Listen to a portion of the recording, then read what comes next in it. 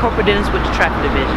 We're here today in the community to educate the people about traffic safety, wearing your seatbelts. Please wear your seatbelts, and also your children. Make sure they're in the right child restraint for your vehicle. Also, we have the cow out here. We're going to reward the people who have a seatbelt on and just have lunch for today.